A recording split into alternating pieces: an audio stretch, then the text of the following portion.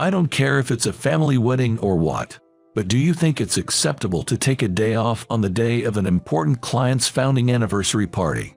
My boss, Catherine, said that as she rejected my request for paid leave. My name is Michael.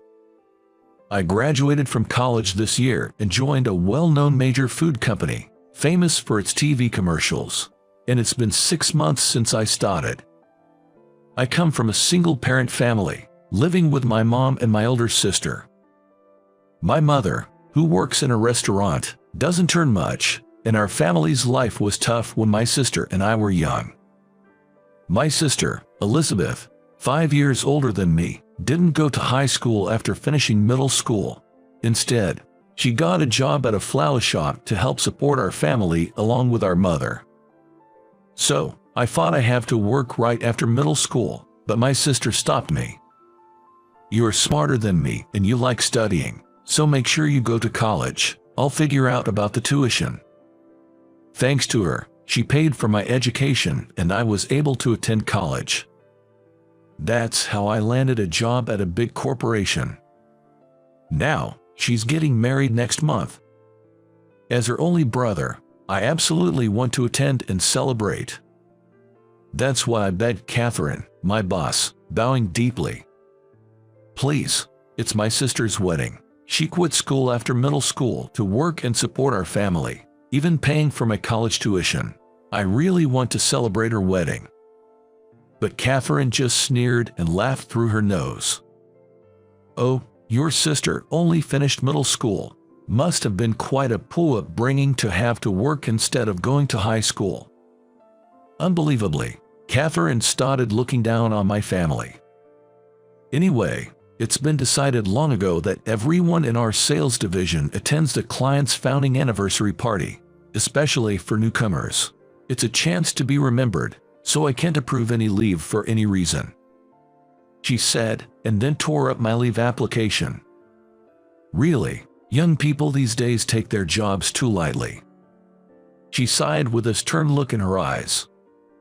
Catherine has always been a strong-willed, archetypal female boss, but she seemed particularly unyielding on this matter. Reluctantly, I backed down for the time being. Then, a month later, on the morning of my sister's wedding day, I'm taking the day off after all. I called in. Catherine was furious. Come in now, or I'll fire you. I was yelled at like that, but my decision remained unchanged. What a way to speak. At this point, I don't care if I get fired. I'd rather find a new job than work under such an oblivious boss. But then, my sister, who seemed to have overheard the call, approached me with a worried look. What's wrong? The person on the phone sounded really angry. I could hear it from here. It seemed she heard Catherine's yelling. Actually, there's a company anniversary party today. I explained the situation to her. Her face turned pale. What have you done? Go to work right now and attend the party. Forget about my wedding. But I have the right to take paid leave. I applied a month in advance, even if it clashes with an important party. It's unfair not to be allowed to take leave on such an important day. But if you keep that up, you'll get fired. You just got this job. It's okay. I'm still young and educated. I'll find another job quickly. I reassured her and sent her off to prepare for her wedding. The wedding went smoothly that day. But my phone, set to silent mode, was filled with numerous missed calls from Catherine. The next day, I was called in by both Catherine and our department head, Harrison. Michael, why did you take an unauthorized leave yesterday? Harrison immediately said that upon seeing me. What? I didn't take an authorized leave. I submitted my application a month in advance, but Catherine tore it up. I also called in the morning of the day. At this, Catherine turned red with anger. Don't lie, Harrison. I never received any application, nor did I tear it up. I didn't receive any call that day either. I was shocked to be called a liar. Catherine was the real liar. Then show us your phone call history, if you have nothing to hide. You should be able to show it, right? Upon being challenged by Harrison, Catherine became indignant. That's an invasion of privacy. I can't comply. Instead, I showed Harrison the call history on my phone. It had a record of the call I made to Catherine that morning. Catherine, it seems you're the one lying. Harrison, but I truly didn't receive any leave application. It's outrageous to call in the morning of the day, knowing you plan to take a leave. Please fire Michael. Catherine, we can fire a valuable employee for such a reason. Harrison defended me. That's the way of a major corporation. Not just anyone like Catherine can fire an employee. I breathed a sigh of relief. But from that day on, Catherine's terrible harassment to me began. You're from a single-parent family, aren't you? No wonder you dress so poorly. I bet your suit is from some cheap discount store. Remember, we're a major corporation. Please dress properly so as not to tarnish our image. She must have found out somehow that my family was a single-parent household and ridiculed me every chance she got. Your sister probably couldn't get into a decent company either. Poor thing. Poverty seems to run in the family. I was infuriated, not just about the comments about my mother, but my sister too. My sister works at a well-known flower shop. When I retorted that, Catherine turned pale, repeating my words. That shop? Yes, the one in front of the station. I wondered if she knew it. Is your sister's name Elizabeth, by any chance? Catherine guessed my sister's name correctly. Yes, but do you know her? That's it. You're Elizabeth's brother. Catherine seemed not to hear me anymore and started muttering to herself. Then, on the following Sunday night, my sister called me. Catherine from your company brought a wedding gift to our shop today. Catherine, why? Actually, I met her a long time ago. My sister said that and began to talk about what happened back then.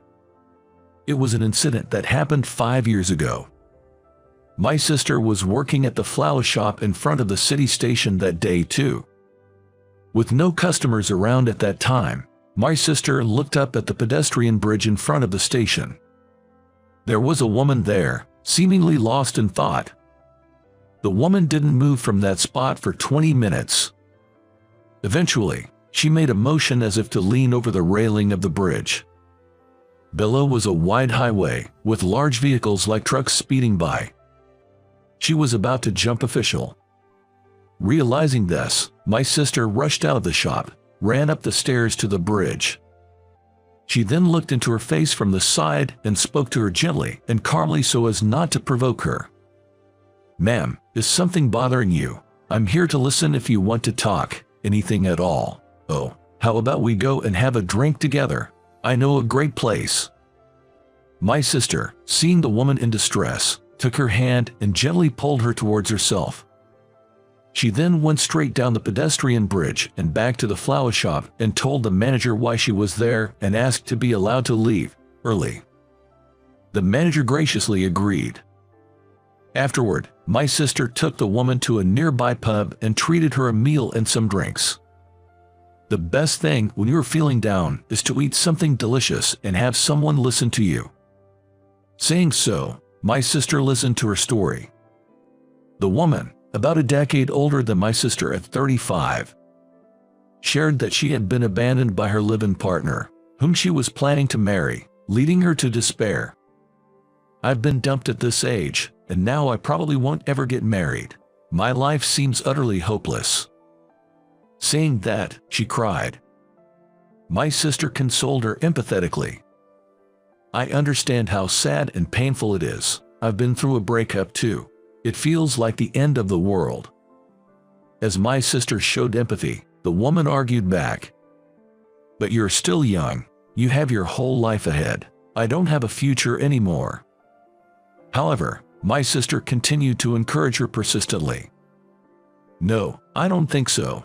You're a wonderful person, so age doesn't matter. I am sure that one day you will meet someone who will love you with all their heart. My sister continued to listen to her complaints. Later, they went to another bar, helping the woman to vent her stress. "Thank you so much for today. I feel much better now," she said to my sister as they were leaving. "Whenever you want to relieve stress again, just call me." Saying this, they exchanged contact information, and later, she treated my sister to a meal. Shockingly, that woman was Catherine. However, after that incident, Catherine transferred to Los Angeles and they gradually lost touch. 3 years later, Catherine returned to New York, fell in love with a man she met through work, and got married. Today, she visited my sister's shop and said, "If I had jumped off that bridge back then, I wouldn't have met my husband. I'm happy now thanks to Elizabeth." She then presented my sister with a wedding gift. To think that Catherine was an acquaintance of my sister was surprising. It was surprising to learn that she had such a past. I had only seen her as a strong and confident figure at work. She was reflecting on the bad things she did to you. My sister said that over the phone. She said she treated you the same way because her boss was tough on her when she was young, but when your boss defended you, she got angry and said a lot of unpleasant things. She's really regretting it now. Even hearing these excuses, I couldn't forgive her for trying to get me fired with lies and for insulting my mother and sister. But the next day, Catherine called me to the conference room. "Michael, I'm sorry for everything. I was wrong." She sincerely apologized to me. After meeting Elizabeth again, I remembered the importance of caring for others. "I've been terrible, trying to do to you what was done to me when I was younger, lying, being sarcastic, and just being the worst." When I remained silent, she continued, "I think Elizabeth told you, but she's my lifesaver. I really regret treating her brother so badly. I can ask for forgiveness, but I intend to change and become better." I had no intention of forgiving her, but I couldn't ignore such a sincere apology. "I was wrong too. Taking a leave without your approval was wrong, but I will never forgive you for mocking my mother and sister." Catherine looked at me as if seeing something amazing. "Michael, you really care about your mother and sister." "Of course, I was able to go to college thanks to them." "That's wonderful. I'm truly sorry for how I spoke about them. Let me treat you tonight. How about we go for a drink? Oh, why don't you invite Elizabeth too?" So, I reluctantly agreed, and that night, Catherine, my sister, and I went for drinks at a pub near the office. Catherine shared various stories about her younger days at the company. Catherine was discriminated against by her then manager, Harrison, just because of her gender, and treated harshly. She had been looked down upon a lot, such as just because you're a woman or women are always like that. At that time, Harrison was particularly focused on a client, and when Catherine's grandmother passed away, the funeral clashed with the client's founding anniversary party. When Catherine asked for a paid leave, Harrison was furious. "If you take leave, you'll be fired." Upon hearing that, she tearfully attended a party instead of her beloved grandmother's funeral. Because of such experiences, Catherine, now a supervisor, ended up doing the same thing to me, her subordinate. It was the worst way of thinking, doing to others what was done to me. I should have taken it as a lesson of what not to do. Seeing Elizabeth after so long made me feel ashamed of what I was doing. "Understood, Catherine. Realizing it is what's important." My sister said that and comforted Catherine.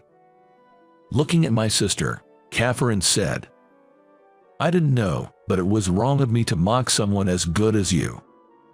Then I told her, "Learn from this and never judge or look down on people based on their education or family background, no matter who they are." Catherine then shrugged her shoulders in embarrassment. "I've reflected on it. I won't do it again." Since then, Catherine stopped being harsh to me. She became known for being kind not just to me, but to all the employees. And sometimes, Catherine, my sister, and I would go out for drinks together.